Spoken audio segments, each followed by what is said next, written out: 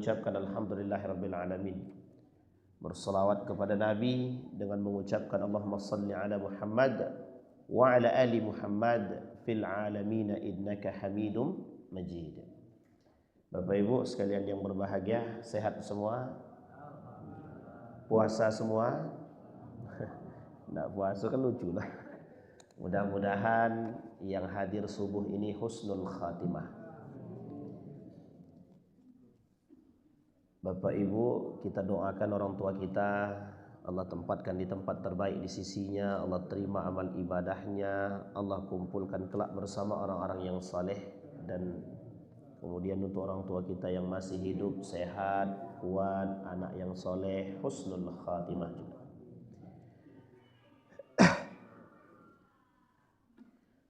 An Sa'ad ibn Abi Waqqas anna Rasulullah sallallahu alaihi wasallam qil atau aqbala dhata yawmin minal 'aliyati hatta idza marra bi masjid Bani Muawiyah dakhala fa shalla rak'ataini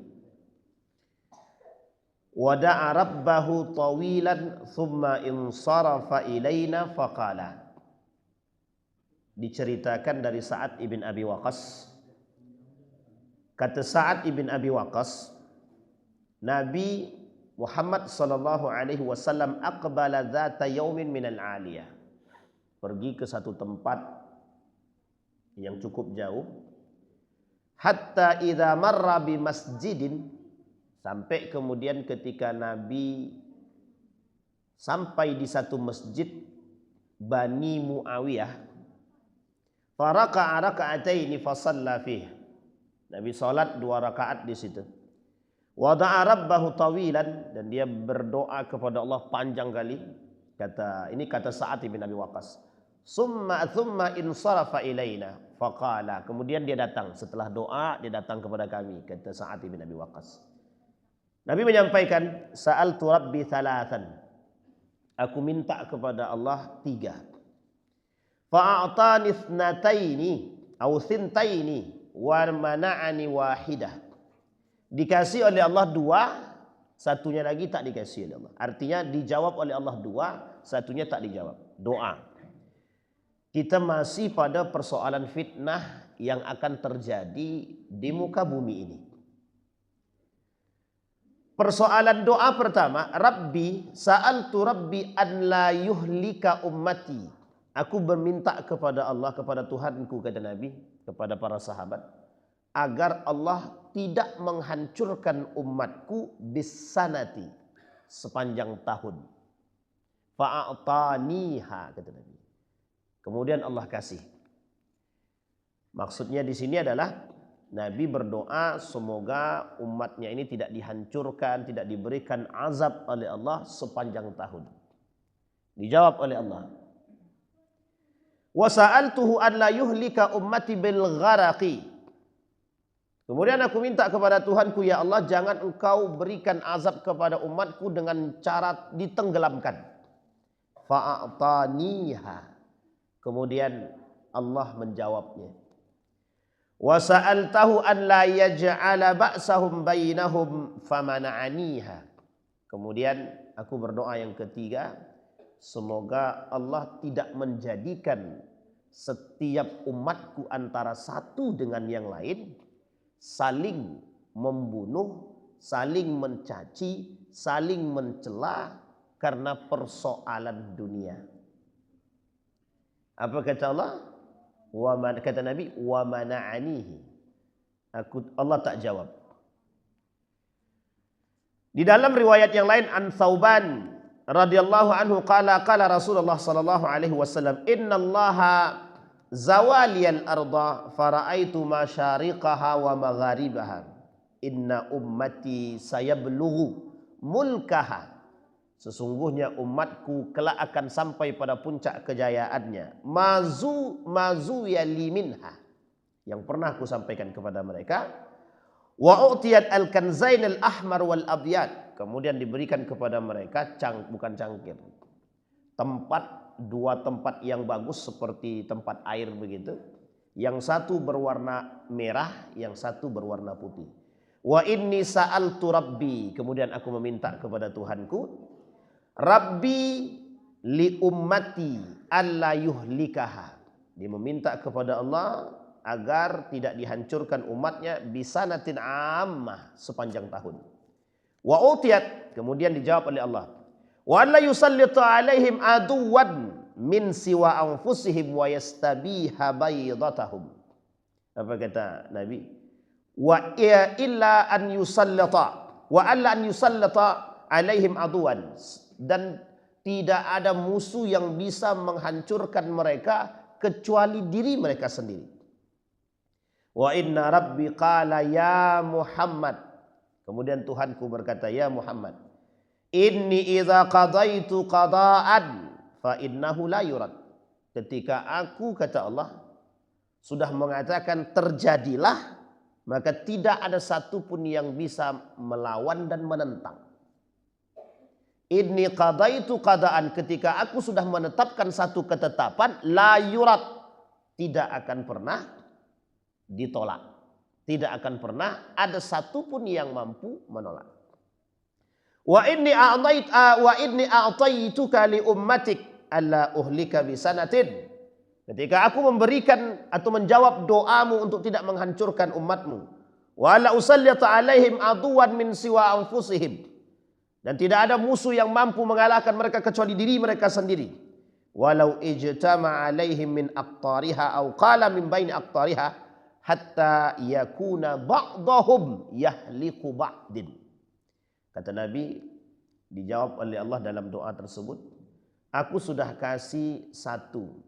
Ketika engkau berdoa untuk tidak dihancurkan umatmu sepanjang masa dalam bentuk azab, aku jawab. Kemudian tidak ada musuh yang mampu mengalahkan mereka, aku jawab. Tapi kecuali satu hal, kata Allah, mereka saling berbunuhan antara satu dengan yang lain, aku tidak kasih, aku tidak kabulkan. Dari dua hadis di atas ini ada fitnah yang nampak di tengah umat manusia dari dulu sampai hari ini.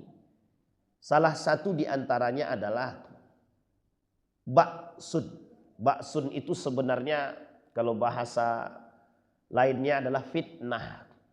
Yang fitnah tersebut bisa membuat seseorang saling berbunuhan.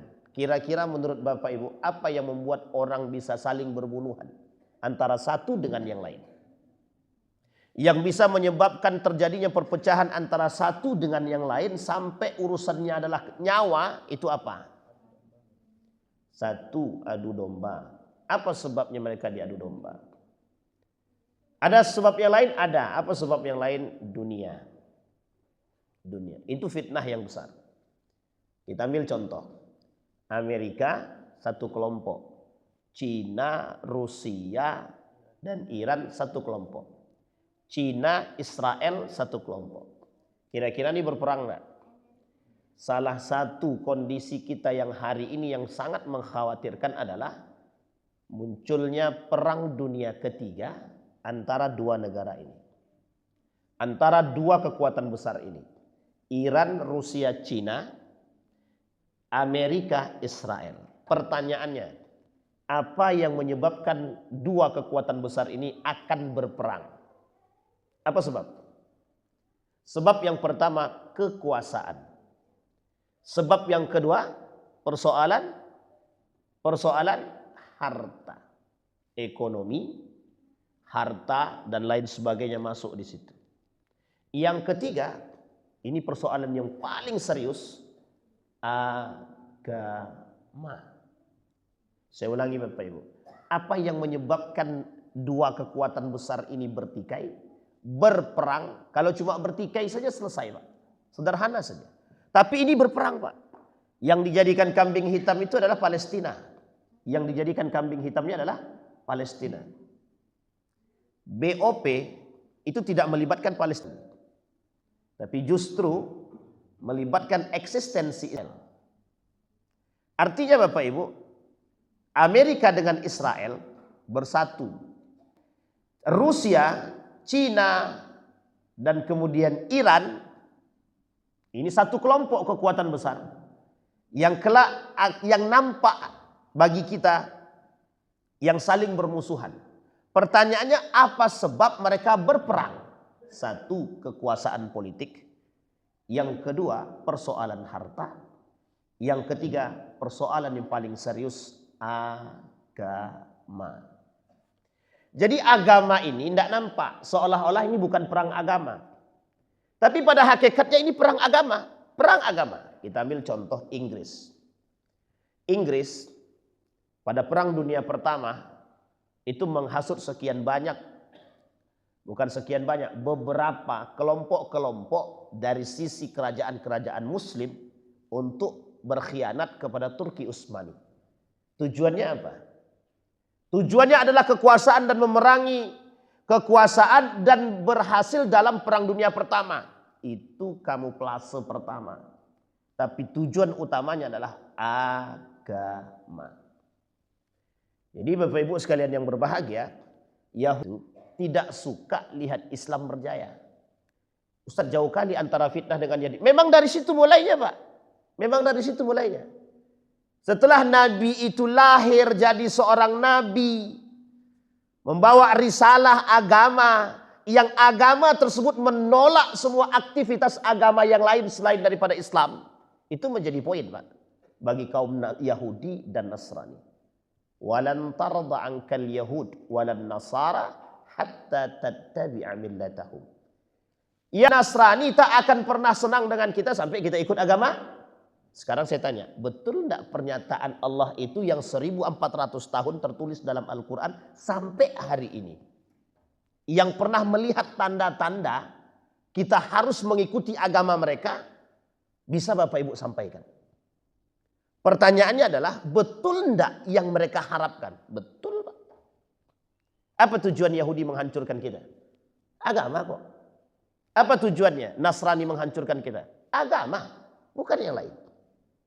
Tapi mengapa kemudian di balik penghancuran agama ini harus melalui simbol-simbol kekuasaan, politik, ekonomi?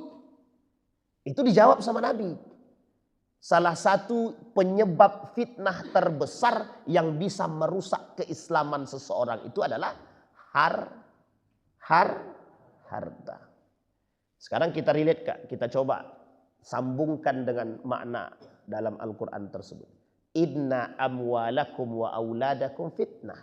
Anakmu, hartamu fitnah.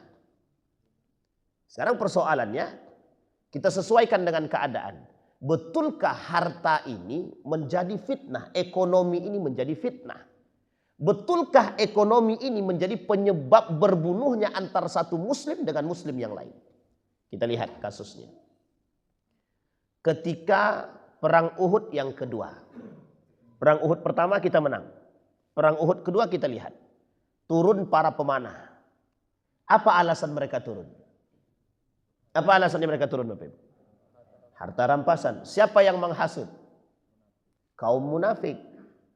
Disebutkan oleh Allah di dalam Al-Quran. Apa kata orang-orang kaum munafik? Turunlah. Kalau tidak nanti harta rampasan itu akan diambil orang. Turun para pemanah.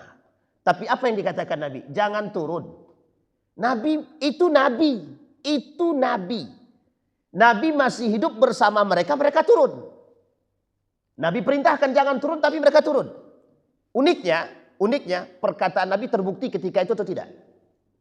Nabi cuma memberikan isyarat jangan turun. Tapi Nabi tak katakan kalau kita turun kita kalah. Nabi tak katakan. Cuma Nabi katakan jangan turun. Pertanyaannya adalah apa maksud daripada kalimat tersebut? Ita'ah, ketaatan kepada perintah yang diberikan oleh Nabi. Nabi cuma katakan, ketika Allah katakan inna amwalakum wa auladakum, hartamu, anakmu fitnah. Artinya apa makna yang ada di balik itu? Berhati-hatilah dari anak dan harta. Sekarang kita lihat satu-satu.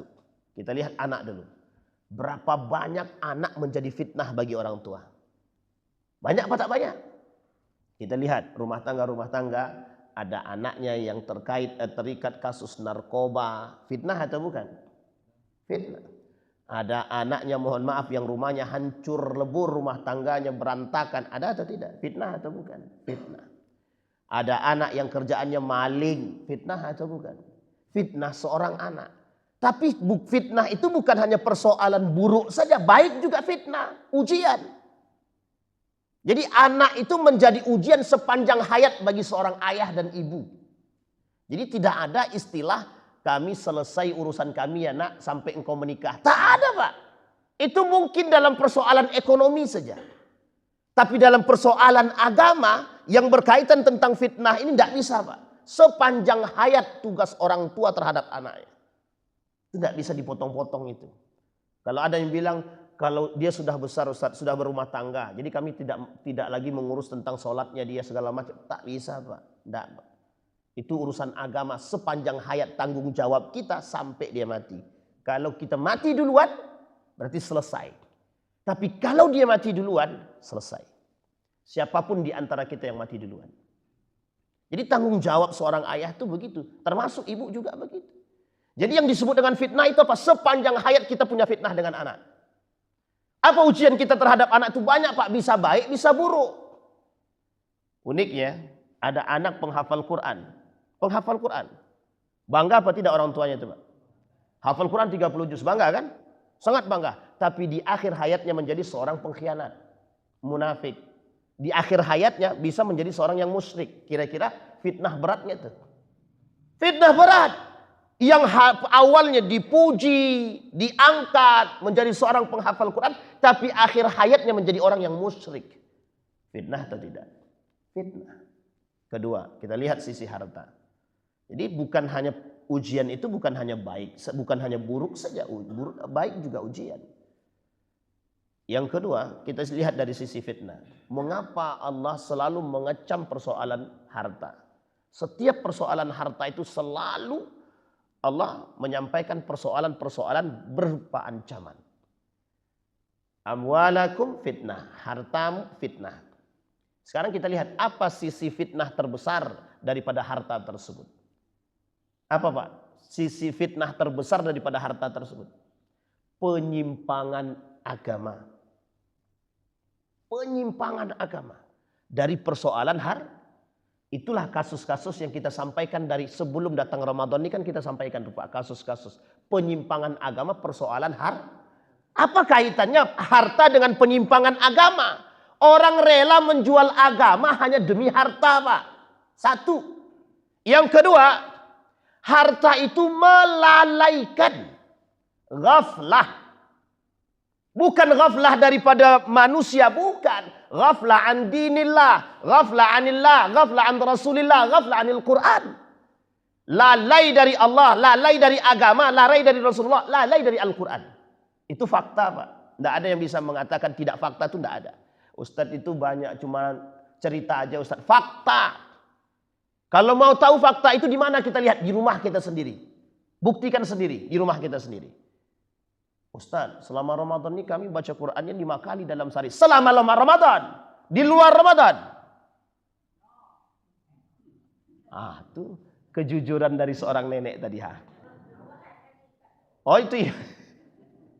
Awak lagi ngaji Ustadz. Alhamdulillah. Coba bayangkan. Itu fakta Pak. Fakta. 2 hari yang lalu ada seorang ibu-ibu cerita. Ustaz, biasanya di masjid kami ini itu 40 anak untuk tadarus Al-Quran tidak kemana.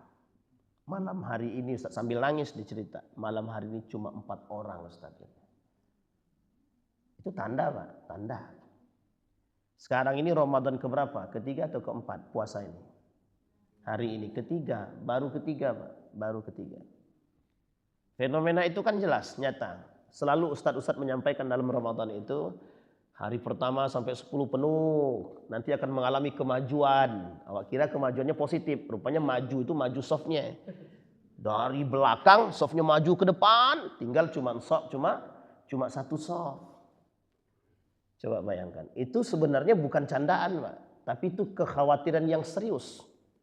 Ramadan saja yang punya momen spesial itu bisa dihindari, apalagi mohon maaf yang tidak ada momennya Pak. Nah, sekarang kita lihat Di dalam Ramadan itu ada sesuatu yang unik, yang kita harus pandai dan cerdas, Pak. Ini juga bagian daripada fitnah. Apa itu kecerdasannya? Mana yang terpenting. Bisa dipahami kalimat ini, Pak ya? Mana yang terpenting. Ini Pak, kalimat ini sederhana Pak. Sangat sederhana sekali Bapak Ibu. Tapi coba maknai dengan serius. Mana yang terpenting. Ini Ramadan. Mana yang terpenting. Penting mana? Salat wajib atau salat tarawih? Jujur. Baik. Penuh mana? Salat wajib atau salat tarawih? Paham Bapak Ibu ya? Itu fenomena. Itu faktanya begitu. Tapi Ustadz udah mau sholat tarawih, iya kita tidak menghujat mereka, tidak. Tapi kita melihat mana yang terpenting. Jadi salah satu persoalan fitnah di akhir zaman kata Nabi, tidak bisa orang membedakan mana yang sunnah, mana yang wajib. Dan itu buktinya. Ternyata sunnah itu lebih ramai daripada yang wajib. Kita ambil contoh, sholat subuh itu wajib atau sholat subuh itu wajib atau sunnah? Wajib. Sholat tarawih sunnah atau wajib? Sunnah. Lebih ramai mana? Tarawih kan? Ya Ustaz, mereka nggak ada yang bangun gitu. Sekarang kita lihat lagi Pak, fenomena yang unik lagi, buka puasa. Buka puasa itu wajib atau tak wajib? Wajib kan? Pertanyaannya kewajibannya sampai nggak derajatnya dengan sholat? Apa hukumnya buka puasa tapi takhirus sholat sampai ke isya? Apa hukumnya buka puasa tapi sholatnya menjelang isya? Sholat maghribnya menjelang isya. Sampai di sini paham Bapak Ibu ya? Kita bergegas Pak, yuk cepat datang. Ini momen buka bersama. Rame datang Pak awal-awalnya.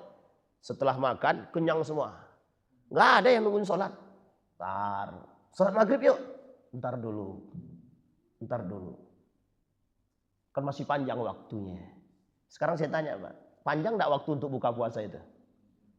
Sampai kapan? Sampai nanti subuh. Kalau dia mau puasa kan, tapi memang tak boleh juga dia berpuasa sepanjang itu kan nggak boleh. Tapi artinya panjang mana waktunya ketimbang sholat maghrib gitu. Ini yang kita sebut dengan fenomena penting mana. Bapak Ibu, ada kebanggaan atau kegembiraan mencari bukaan takjil.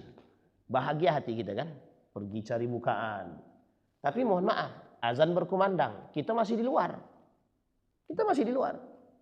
Pernah nggak kita berpikir dengan satu hadis baginda Nabi, jangan keliaran di waktu maghrib.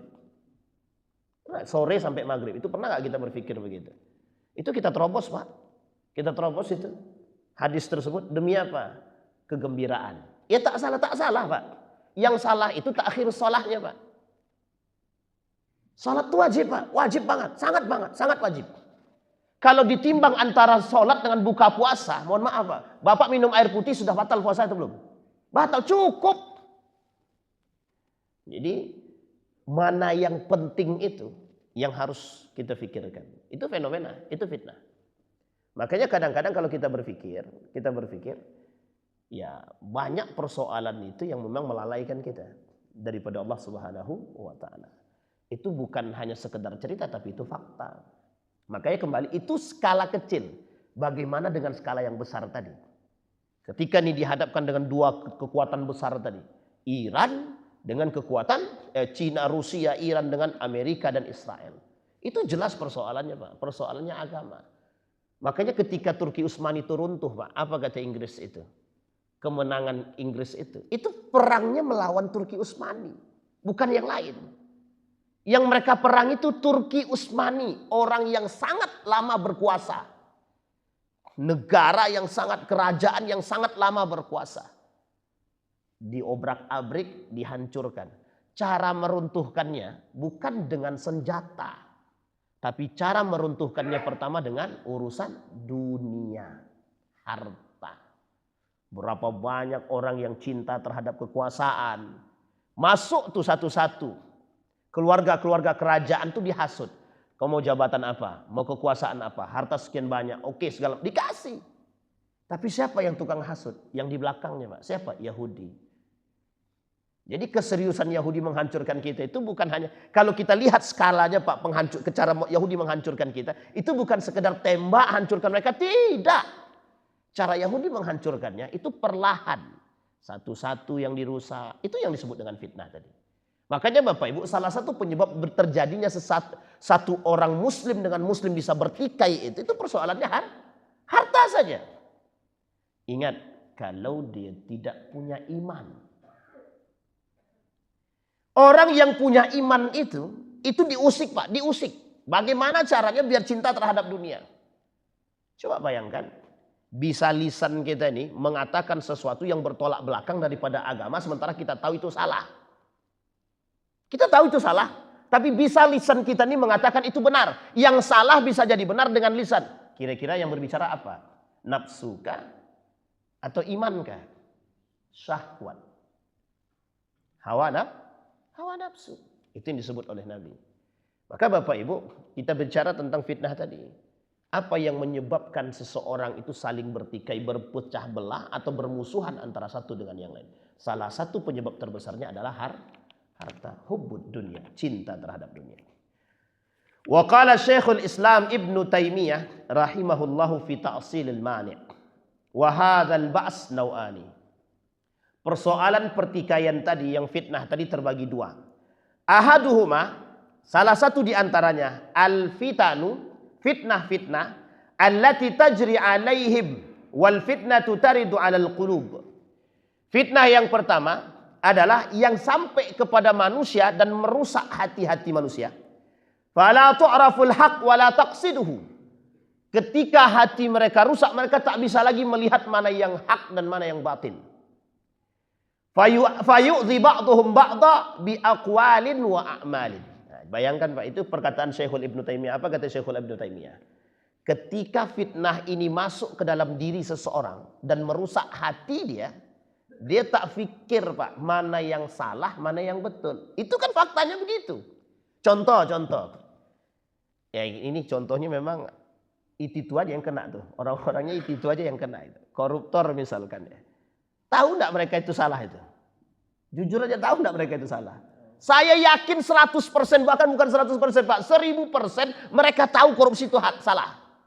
Tapi pertanyaannya apa mereka lakukan? Itu tadi, fayu'dhi ba'dhum ba'dha. Kita ambil contoh ya Pak, jual beli jabatan. Itu mereka tahu itu salah Pak. Orang mereka yang jual aja sholat kok. Yang jualnya sholat loh, yang jualnya. Paham Bapak Ibu Baik. Kita tidak usah terlalu itu. Sekarang kita lihat lagi. Apakah Saudi Arabia tidak tahu kalau KFC, Starbucks itu produk? Tahu atau tidak tahu? Tahu. Pertanyaannya mengapa masih dibuka di Saudi Arabia? Saudi Arabia ya. Kalau Indonesia ini masih belum ada label identitas sebagai negara Islam, itu tidak ada. Tapi ini negara Muslim, zahir.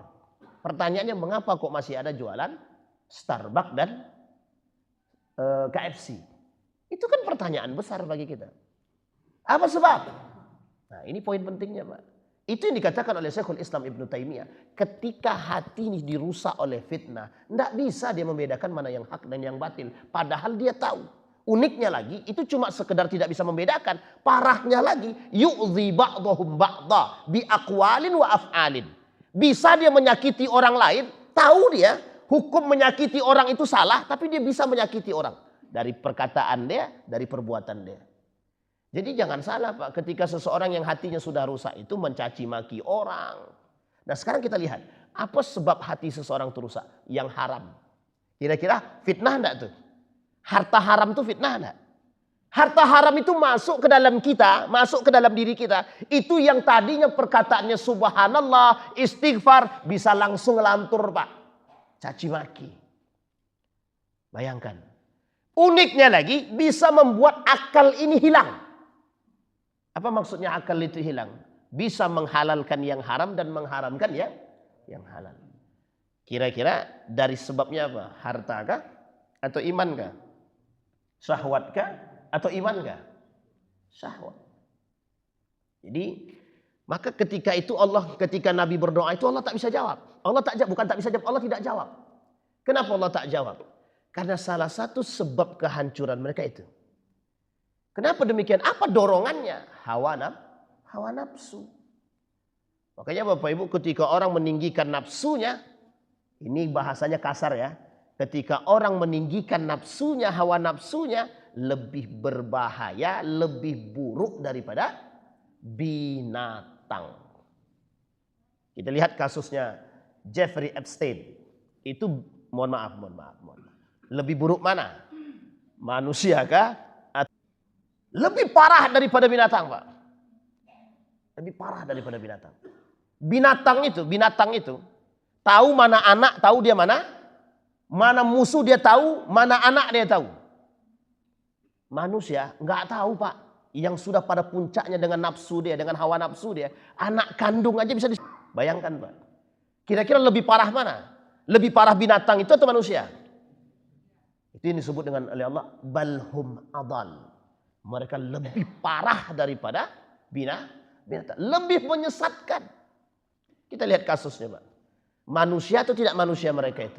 Jeffrey Epstein dengan kasus pedofil. Itu manusia, Pak, pelakunya. Tapi sifatnya lebih parah daripada binatang. Itu jelas tuh. Itu disebut dengan fitnah. Coba bayangkan, demi kekuasaan satu pulau kecil ini, demi kekuasaan tadi ya, demi harta tadi, satu pulau kecil ini bisa memegang dunia ini, Pak. Satu pulau kecil, satu dunia dipegang. Kalang kabut semua kan. Ketika kasus Jeffrey Epstein ini muncul, semua kalang kabut. Terlepas daripada benar atau salahnya, tapi goyangnya dunia jelas. Karena kasus-kasusnya sangat tidak manusiawi. Bisa dipahami Bapak Ibu ya? Baik, itu kasusnya. Nah, maka kata Syekhul Ibnu Taimiyah tadi, itu fitnah. Kalau sudah merusak pada hati, dia tak bisa membedakan mana yang hak dan batil. Kalaupun dia bisa membedakan yang hak dan yang batil, fayu'dzi ba'dahum ba'da. Dia bisa menyakiti antara satu dengan yang lain. Kasus sederhananya, Pak, sederhana. Orang kalau tidak punya iman terhadap harta susah. Kontrol terhadap harta itu cuma iman, agama. Makanya kalau ada orang, dia kepala sekolah, tidak suka diganti, ada dua kemungkinan. Satu, dia akan suap untuk tetap jadi kepala sekolah. Yang kedua, kemungkinan kedua, dia datang dukun.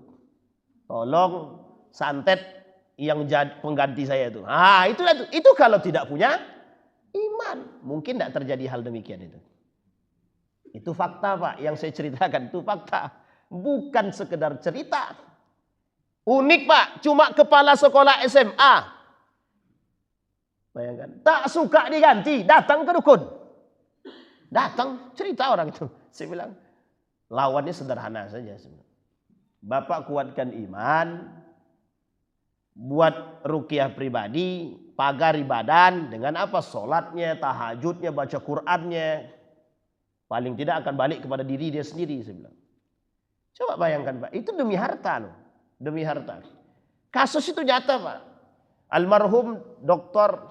John Pamil itu cukup sering meruqyah toko-toko di Pekanbaru nih. Hanya gara-gara takut kalah saing. Coba bayangkan toko diruqyah, hanya takut kalah saing. Kenapa kok itu harus diruqyah toko-tokohnya? Ada setannya. Coba bayangkan, untuk menjaga warung ini bukannya Allah yang didatangkan, tapi justru yang didatangkan setan. Gundurwo lah kata dia, jin lah, hantu belaulah, terserahlah. Tadi aku lewat depan warungmu tutup kata dia. Nah, ini kan cerita yang mungkin bagi sebagian kalangan tidak bisa menerima, tapi faktanya jelas, Pak. Ada. Itu cerita langsung. Saya ke warung si A, tapi warung itu tutup. Dan si B bilang warung dia buka, tapi aku tak nampak warung itu buka, kata dia. Nah, coba bayangkan, harus mendatangkan tukang ruqyah. Berarti yang diruqyah itu bukan hanya manusia, toko-toko pun harus diruqyah. Coba bayangkan, itu demi apa, Pak? Dunia. Makanya mohon maaf, itu sampai menyakiti orang kan. Kami dulu pernah di Banyuwangi, Pak, di Banyuwangi. Oh, dulu di Banyuwangi itu parah. Persoalan santet itu serius, Pak. Bukan main-main, persoalan santet. Kami tiap malam itu di salah satu, saya di pondok itu, tiap malam tuh lihat api terbang, Pak. Hampir tiap malam itu api terbang. Besok paginya ada yang meninggal tuh. Gara-gara api santet itu, Pak. Itu udah mainan orang Banyuwangi dulu, Pak. Dulu ya. Mainan itu. Jadi biasa kami lihat api terbang itu biasa. Bayangkan itu. Itu persoalan apa? Ketika fitnah tadi merusak hati, mereka tak mikir itu soal manusia atau bukan. Sampai Nabi bilang, begitulah tidak berharganya nilai jiwa atau nyawa manusia itu di akhir zaman. Mudahnya manusia membunuh satu dengan yang lain, saking tidak berharganya nih nyawa. Apa sebabnya? Sebabnya kekuasaan, sebabnya harta, sebabnya wanita. Itu jelas. Jadi jangan dikira fitnah wanita tidak berbahaya. Nabi sampai bilang, kata Nabi, fitnah perempuan itu jauh lebih dikhawatirkan, kata Nabi. Yang kedua fitnah harta. Fitnah harta yang membawa manusia lalai dengan hartanya, lalai kepada Allah, Al-Quran dan lain sebagainya. Yang kemudian fitnah keluarga. Itu buktinya, Pak. Dan itu fitnah. Yang merusak kita ke rumah. Kadang, Pak, yang merusak kita ini bukan orang lain. Kadang istri kita, kadang suami kita, kadang anak kita. Dengan orang lain kita bisa kuat. Terkhusus bapak-bapak nih. Dengan orang lain kuat banget, Pak. Pas istrinya, bang, ayo kita ke pasar. Iya dek, katanya. Tunduk langsung. Entah apa yang dibaca bini pun tak tahu. Iya bu, aman bu, aman. Baik. Kemudian wasani, yang kedua, an ya'tadi ahlal batil minhum ala ahlil haqqi minhum. Fayakunu dzalika mihdatan fi haqqihim. Perbedaan antara ahlul batil dengan ahlul haq. Kata Syekh Ibn Taimiyah tadi, bercampur ahlul batil dengan ahlul haq. Sehingga yang hak ini tertutupi oleh kebatilan. Ini fitnah yang kedua ya. Yang macam daripada baksun tadi. Jadi yang hak itu tertutupi dengan yang batil. Kalau istilah kita coba mengkaitkan keadaan sekarang ini, ya, sampai kita ini susah mau melihat mana yang benar, mana yang salah. Makanya Bapak Ibu, kuncinya di akhir zaman itu harus cerdas, harus pintar. Kita harus pintar Pak, secara wajib Pak, wajib pintar agama itu wajib. Kenapa saya bilang begitu? Karena itulah salah satu kunci untuk membedakan mana yang hak dan mana yang batil. Sekarang kita lihat, bercampurnya yang hak dan yang batil, yang bisa membedakan itu siapa? Orang beriman atau orang yang ahlus syahwat? Ahlul hawa kah? Ahlul batil kah? Atau ahlul hak? Yang bisa membedakan ketika bercampur yang hak dan yang batil itu hanya orang berilmu. Kita ambil contoh. Pak ya. Persoalan suap. Suap itu kan jelas haramnya. Mau 100, mau 200, semua kan haram jelas. Tapi Bapak Ibu, mungkin tidak satu masa nanti suap ini jadi halal. Mungkin atau tidak? Kenapa saya katakan itu, saya sampaikan pertanyaan itu? Karena mungkin saja yang namanya suap ini bisa jadi benar di tangan para ahli fatwa yang munafik. Paham maksudnya Pak ya? Ketika orang beragama dengan nafsu,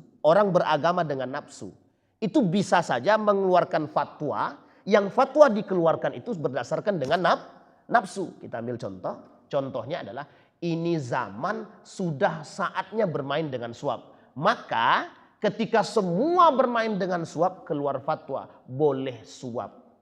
Tapi difatwakan oleh siapa? Difatwakan oleh orang yang disebut dengan ahlul hawa. Ahlul hawa tapi alim. Mengerti agama tapi dia penyembah hawa nafsu. Mungkin atau tidak mungkin? Sangat mungkin sekali. Nah sekarang pertanyaannya, di tengah seperti itu, muncul orang yang memfatwakan sesuatu yang haram menjadi halal. Pertanyaannya adalah, yang bisa menilai itu salah dan benar siapa? Yang betul-betul beriman. Sekalipun dia tidak bisa merubah, tapi dia tahu mana yang hak dan mana yang batil. Itu yang disebut dengan tolak ukur itu iman. Dan ilmu Pak. Jadi tolak ukur itu 3. Ilmu, iman, akhlak ataupun amal. Kata guru saya 3 nih kalau tertanam dalam diri seseorang itu cerdas Pak. Cerdas. Itu yang disebut dengan cerdas. Ilmu, iman, amal. Karena mesti menghasilkan akhlak yang mulia. Dan orang yang beriman, berilmu, cerdas bisa dia membedakan mana yang hak dan mana yang batil. Jelas Pak. Makanya kadang-kadang kita berpikir apapun dilakukan oleh manusia di muka bumi ini hanya tujuan untuk mengambil satu yang dia inginkan. Kadang-kadang kita ini tertipu Pak. Seolah-olah yang dibuat itu adalah benar ternyata Salah. Kita ambil contoh. Dajjal itu begitu sifatnya. Dajjal itu begitu. Di tangan kanan Dajjal nih surga. Tapi hakikatnya neraka. Di tangan kiri Dajjal nih itu neraka. Tapi hakikatnya surga. Begitulah cara Dajjal memanipulasi. Nah sebelum Dajjal turun beneran, dunia ini sudah manipulasinya seperti Dajjal.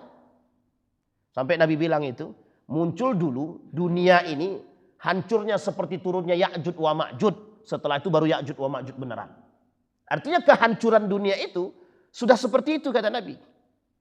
Nah, sampai Dajjal itu muncul tuh syirarun nas itu kejahatan manusia itu belah merajalela di mana-mana, sudah merata. Dan ini mulai dekat sedikit demi sedikit.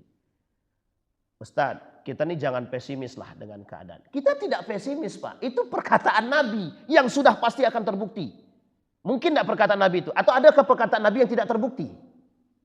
Adakah perkataan Nabi yang tidak terbukti? Adakah yang meragukan perkataan Nabi? Tidak ada Pak, perkataan Nabi pasti terbukti. Nabi sampaikan ini kepada kita agar kita berhati-hati dengan kehidupan. Itu dia poin pentingnya Pak. Jadi dalam fitnah, dalam tanda datangnya akhir zaman, tanda datangnya hari kiamat, tanda-tanda datangnya fitnah tersebut, itu tujuan Nabi cuma satu, menyampaikan. Anda wajib tahu agar Anda berhati-hati. Kalau Anda tidak tahu, Anda tidak bisa berhati-hati Pak. Itu yang dikatakan Hudzaifah ibnul Yaman. Kata Hudzaifah, wa kuntu as'aluhu. Kenapa aku bertanya tentang kejahatan, tentang fitnah, tentang tanda akhir zaman? Kata Hudzaifah, kalau aku tak tahu bagaimana aku menghindari dosa. Makanya dia bertanya kepada Nabi tentang dosa. Tujuannya sederhana Pak, menghindari. Cuma ada orang pengen tahu dosa, melakukan. Itu yang menjadi masalah. Dosa dicari, ini dosa enggak? Dosa. Karena dia sudah tahu, penasaran. Cobalah kata dia. Itu masalahnya Pak. Contoh khamar. Khamar ini orang haram khamar gitu kan. Tiba-tiba apa sih khamar tuh kok bisa diharam-haramkan? Cobalah dulu gitu. Sekali coba, oh ternyata enak. Kok yang enak kayak gini diharam-haramkan gitu. Contoh nikah mut'ah. Nikah mut'ah tuh enak apa tak enak? Ya pandai-pandailah jawabnya Bapak Ibu. Enak atau tak enak gitu kan? Bagi pelakunya enak Pak. Bagi pelakunya enak. Sampai mereka berani bilang, mengapa kok diharamkan? Coba bayangkan. Nanti akan muncul dalilnya Pak. Apa dalilnya? Dulu Nabi melakukan kayak gitu kok. Katanya. Dulu para sahabat kayak gitu. Katanya. Dalam berperang mereka ada juga yang melakukan. Itu dulu. Konteksnya dulu Pak. Bukan sekarang. Bisa dipahami Bapak Ibu ya? Jadi ini poin penting. Baik itu fitnahnya begitu.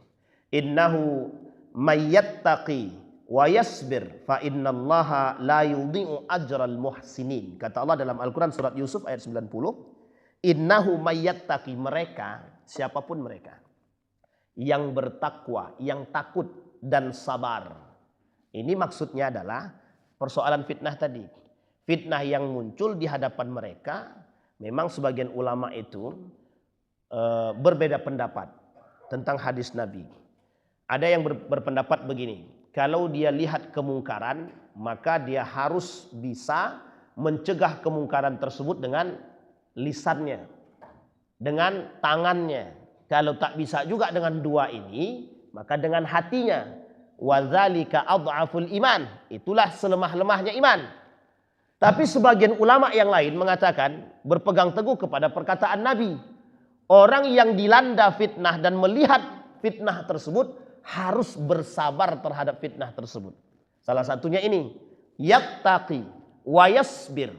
Mereka yang takut kepada Allah, mereka yang bersabar atas fitnah tersebut, fa innallaha la yudhi'u ajral muhsinin. Apa kata Allah? Sesungguhnya Allah tidak akan menghilangkan pahala-pahala bagi orang-orang yang melakukan kebaikan. Artinya, orang yang bersabar terhadap fitnah, orang yang takut akan fitnah, orang yang bertakwa kepada Allah di tengah-tengah fitnah tersebut dianggap orang-orang yang baik, muhsinin. Dan mereka yang hidup dan bertahan dalam kondisi tersebut, itulah termasuk orang-orang yang berpegang teguh dengan tali agama. Wa'tasimu bihablillah. Berpegang teguhlah dengan tali Allah. Itu tujuannya sederhana saja Pak. Hati-hati gitu, hati-hati. Dunia tidak senikmat yang Anda bayangkan. Makanya Bapak Ibu, kenapa perlunya ilmu tasawuf itu di akhir zaman ini, agar manusia-manusia ini sadar, tahu dia mana jalan pulang. Takutnya tak tahu jalan pulang, bablas semua. Nah, yang dibutuhkan tuh jalan pulangnya, Pak. Nah, apa jalan pulangnya itu? Salah satu jalan pulangnya itu tadi, ilmu agama. Yang bisa membedakan mana yang hak dan mana yang batil. Sehingga Bapak Ibu sekalian yang berbahagia, ketika kita tidak kenal, tidak tahu jalan pulang, itu menjadi persoalan bagi kita, Pak. Menjadi soal bagi kita. Sehingga mohon maaf Bapak Ibu, mohon maaf betul. Kita sholat, kita puasa, tapi kita nggak ngerti maksud sholat kita apa, maksud puasa kita apa, kita nggak tahu. Sehingga mohon maaf, orang yang sholat tapi kok masih maling, orang yang puasa tapi kok nggak sholat. Kan banyak tuh orang puasa. Penting mana? Penting puasa atau penting sholat, Pak? Penting puasa atau sholat? Dua-duanya penting. Kan Pak, kalau itu masalah itu, Pak. Jangan pula penting sholat tapi puasa tidak. Karena inilah bahasa orang tua zaman dulu. Saya masih ingat betul. Tidak apa-apa, tak sholat tak apa. Yang penting puasa. Baru sekarang saya paham kalimat itu setelah sekarang ini. Oh gitu. Atau sebaliknya. Tak apa-apa, tidak puasa tidak apa-apa. Yang penting sholat. Saya bilang, ini sesat dua-duanya nih. Sesat dua-duanya itu, Pak. Penting mana? Ya sebenarnya salah pertanyaannya juga, Ustaz. Masa penting mana sholat atau puasa? Itu bukan pertanyaan yang salah. Tapi memang kita harus berpikir. Karena sekarang itu begitu, Pak. Orang kan banyak puasa. Tapi tidak sholat kan ya? Tidak sholat dia. Pertanyaannya untuk apa dia puasa? Itu pertanyaannya muncul. Untuk apa dia puasa? Sehingga muncul dalam benak. Yang penting kan kami melatih diri puasa, Ustaz. Masalah sholat. Tapi dia tak pernah melatih diri untuk sholat. Dia melatih diri untuk puasa tapi tidak melatih diri untuk sholat. Itu kadang-kadang yang harus kita luruskan. Yang bengkok-bengkok begini itu harus diluruskan, Pak. Makanya kita berbicara tadi mana yang penting. Penting mana? Pentingkah ngabuburit itu? Ngabuburit itu penting enggak? Enggak penting, Pak, sama sekali. Mohon maaf ya Bapak Ibu, mohon maaf. Orang yang ya mesti orang tak suka dengan perkataan seperti ini gitu. Ngabuburit itu ngapain sih? Cuci mata. Cuci mata. Apa yang mereka cuci? Enggak tahu, wallahu alam. Saya tak mau suuzon. Tapi faktanya begitulah gitu. Jadi kan itu yang kita sebut mana yang penting. Makanya Bapak Ibu, orang beriman itu cirinya sederhana saja. Min husni islamil mar'i tarkuhu ma la ya'nihi. Sebaik-baiknya keislaman seseorang sebagai penutup bagi kita, sebaik-baiknya keislaman seseorang meninggalkan perkara yang tidak penting bagi mereka. Sekedar mencari buka puasa silahkan. Tapi ingat, momen ini dijadikan oleh mereka salah satu tempat untuk, mohon maaf, euforia. Kita sangat senang Pak, mereka bahagia dengan berbuka puasa itu, kita senang sekali. Tapi jangan, mohon maaf, sadar diri. Ada batasan-batasan dalam agama yang tidak boleh kita terobos. Makanya Bapak Ibu, kegiatan-kegiatan buka puasa bersama, ya sebisa mungkin dikurangilah. Dikurangi. Kami reuni Ustaz.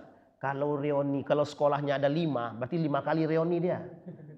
Ya, reuni SD, reuni SMP, reuni SMA, reuni kuliah, reuni S2. Nah, S3. Itu baru itu. Reuni keluarga sebelah suami, reuni keluarga sebelah istri. Habis waktu, selesai urusan. Sholat tarawih isya-nya selalu molor. Nah, apalagi nanti fakta akhirnya adalah di 10 Ramadan terakhir. Nah, itu jelas penuh betul itu. Yang penuh malnya, jalannya. Tahun kemarin itu fakta betul Pak. Itu di jalan apa itu? Jalan Sudirman dekat Ramayana itu. Kami mau ngisi kajian di daerah Rumbai. Saya berangkat habis maghrib tepat. Habis maghrib buka langsung berangkat. Itu jalannya macet. Pakai Honda macet. Ini masjid mana yang mau mereka tuju? Ternyata ada Masjid Dunia. Ramayana. Mall kiri kanan. Ya Allah ya Rabbi. Ya, tapi itu bagian daripada kebahagiaan. Ya silahkan. Tadi kita sebutkan di awal mana yang penting.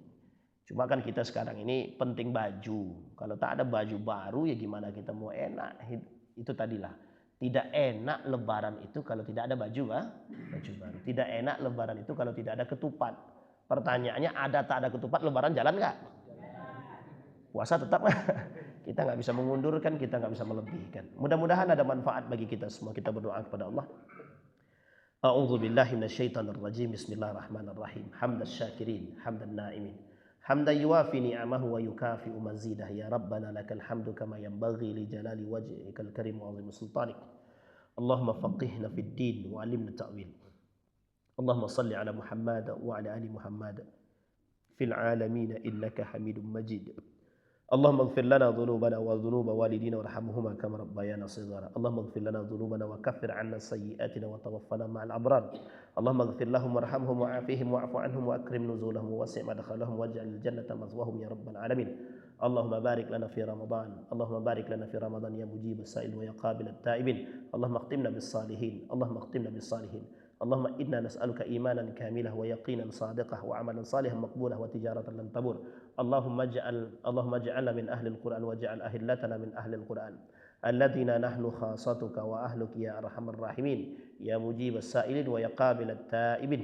ربنا ظلمنا أنفسنا وإن لم تغفر لنا وترحمنا لنكونن من الخاسرين. اللهم جنبنا من منكرات الأخلاق وسيئة الخلق. ربنا هب لنا من أزواجنا وذرياتنا قرة أعين واجعلنا للمتقين إماما.